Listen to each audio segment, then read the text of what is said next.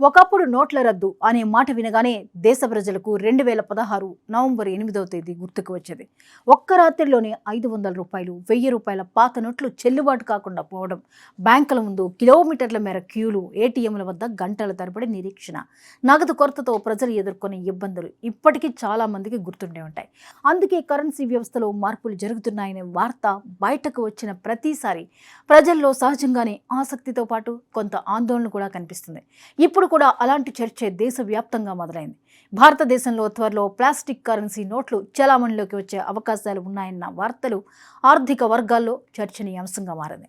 ప్రస్తుతం దేశంలో వినియోగంలో ఉన్న కాగితపు కరెన్సీ నోట్ల స్థానంలో పాలిమర్ ఆధారిత ప్లాస్టిక్ నోట్లను ప్రవేశపెట్టే అవకాశాలపై భారతీయ రిజర్వ్ బ్యాంక్ కసరత్తు చేస్తున్నట్లు పలు నివేదికలు పేర్కొంటున్నాయి. పెరుగుతున్న ముద్రణ వ్యయాలు, వేగంగా పాడవుతున్న నోట్ల సంఖ్య, భద్రతా అవసరాలు, దీర్ఘకాలిక వినియోగ సామర్థ్యం వంటి అంశాలను దృష్టిలో పెట్టుకుని ఈ ప్రతిపాదనను పరిశీలిస్తున్నట్లు సమాచారం. ఇటీవల పాట్నా, ముంబై నగరాల్లో జరిగిన రిజర్వ్ బ్యాంక్ బోర్డు సమావేశంలో పాలిమర్ కరెన్సీ నోట్ల అంశం చర్చకు వచ్చినట్లు ఆర్థిక వర్గాల్లో ప్రచారం జరుగుతోంది.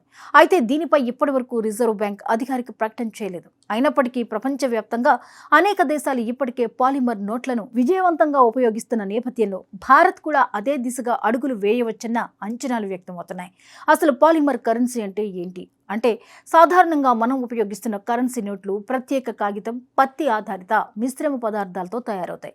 కానీ పాలిమర్ నోట్లు ప్రత్యేక ప్లాస్టిక్ పదార్థంతో తయారవుతాయి. ఇవి సాధారణ కాగితపు నోట్లతో పోలిస్తే చాలా ఎక్కువ కాలం మన్నికగా ఉంటాయి. నీటిలో తడిసినా సులభంగా పాడవు, చిరిగిపోవు, మురికి పట్టినా శుభ్రం చేయడం సులభం. అంతేకాకుండా నకిలీ కరెన్సీ తయారీని అరికట్టేందుకు మరింత ఆధునిక భద్రతా లక్షణాలను జోడించే అవకాశం కూడా ఉంటుంది. ప్రపంచంలో మొదటిసారిగా ఆస్ట్రేలియా పాలిమర్ నోట్లను ప్రవేశపెట్టింది. అనంతరం Canada, New Zealand, United Kingdom, Singapore, Romania, Vietnam, Brunei వంటి అనేక దేశాలు కూడా ఈ విధానాన్ని అనుసరించాయి. ఈ దేశాల్లో పాలిమర్ నోట్లు కాగితపు నోట్ల కంటే ఎక్కువ కాలం మన్నికగా ఉండడంతో పాటు నిర్వహణ ఖర్చులను కూడా తగ్గించాయని నివేదికలు చెబుతున్నాయి. భారతదేశం ఈ దిశగా ఆలోచించడానికి ప్రధాన కారణాల్లో ఒకటి ముద్రణ ఖర్చుల పెరుగుదల. రిజర్వ్ బ్యాంక్ వార్షిక నివేదిక ప్రకారం కరెన్సీ నోట్ల ముద్రణ వ్యయం గణనీయంగా పెరిగింది. గత ఆర్థిక సంవత్సరంతో పోలిస్తే వేల కోట్ల రూపాయల అదనపు భారం పడినట్లు గణాంకాలు సూచిస్తున్నాయి. దేశవ్యాప్తంగా నగదు వినియోగం ఇంకా భారీ స్థాయిలో కొనసాగుతుండటంతో ప్రతి ఏడాది కోట్ల సంఖ్యలో కొత్త నోట్లు ముద్రించాల్సి వస్తోంది. ఇక మరో కీలక అంశం చెడిపోయే నోట్ల సంఖ్య. ప్రతి సంవత్సరం కోట్ల సంఖ్యలో చిరిగిపోయిన, పాడైన, వినియోగానికి అనర్హమైన నోట్లను బ్యాంకింగ్ వ్యవస్థ నుంచి ఉపసంహరించుకోవాల్సి వస్తోంది. ముఖ్యంగా 500, 100 రూపాయల నోట్లు అత్యధికంగా వినియోగంలో ఉండడంతో అవే ఎక్కువగా దెబ్బతింటున్నాయి. ఈ పరిస్థితి రిజర్వ్ బ్యాంక్పై అదనపు ఆర్థిక భారం మోపుతోంది. డిజిటల్ చెల్లింపులు విపరీతంగా పెరిగినా నగదు వినియోగం మాత్రం తగ్గలేదు. యూపీఐ, మొబైల్ బ్యాంకింగ్, డిజిటల్ వ్యాలెట్ల వినియోగం ప్రపంచానికి ఆదర్శంగా నిలిచిన భారతదేశంలో నగదు ఇప్పటికీ కీలక పాత్ర పోషిస్తోంది. గ్రామీణ ప్రాంతాలు, చిన్న వ్యాపారాలు, అసంఘటిత రంగాలు ఇప్పటికీ ఎక్కువగా నగదు లావాదేవీలపైనే ఆధారపడుతున్నాయి. అందుకే చలామణిలో ఉన్న మొత్తం కరెన్సీ విలువ ప్రతి ఏడాది పెరుగుతూనే ఉంది. పాలిమర్ నోట్లకు మరో ప్రధాన ప్రయోజనం భద్రత. ప్రస్తుతం నకిలీ కరెన్సీ దేశ భద్రతా వ్యవస్థకు సవాల్గా మారుతోంది. పాలిమర్ నోట్లలో ప్రత్యేక పారదర్శక కిటికీలు, మైక్రో సెక్యూరిటీ ఫీచర్లు, అధునాతన డిజైన్ అంశాలు అమర్చే అవకాశం ఉండడంతో నకిలీ నోట్లు తయారు చేయడం మరింత కష్టమవుతుంది. ఈ అంశం కూడా రిజర్వ్ బ్యాంక్ పరిశీలనలో ఉన్నట్లు సమాచారం. అయితే పాలిమర్ నోట్ల ప్రవేశానికి కొన్ని సవాళ్లు కూడా ఉన్నాయి. దేశవ్యాప్తంగా ఉన్న ఏటీఎంలు, కరెన్సీ సార్టింగ్ యంత్రాలు, బ్యాంకింగ్ వ్యవస్థల్లోని కొన్ని సాంకేతిక పరికరాలను కొత్త నోట్లకు అనుగుణంగా మార్చాల్సి రావచ్చు. దీనికి భారీ పెట్టుబడులు అవసరమవుతాయి. అలాగే ప్రజలకు కొత్త కరెన్సీ లక్షణాలపై అవగాహన కల్పించాల్సి ఉంటుంది. మరోవైపు పర్యావరణ కోణంలో కూడా చర్చ కొనసాగుతోంది. పాలిమర్ నోట్లు ఎక్కువ కాలం మన్నికగా ఉన్నప్పటికీ వాటి జీవితకాలం పూర్తయిన తర్వాత వాటిని ఎలా నిర్వర్తించాలనే అంశం కూడా ముఖ్యమే.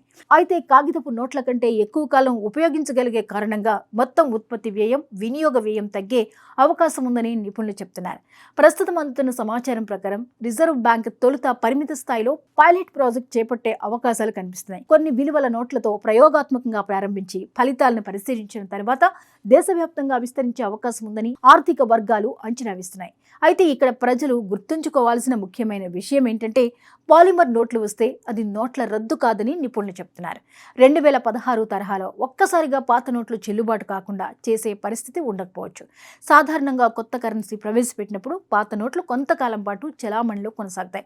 క్రమంగా వాటి స్థానంలో కొత్త నోట్లు వస్తాయి. మొత్తంగా చూస్తే భారత కరెన్సీ వ్యవస్థ మరో కీలక మార్పు దిశగా అడుగులు వేస్తున్న సంకేతాలు కనిపిస్తున్నాయి.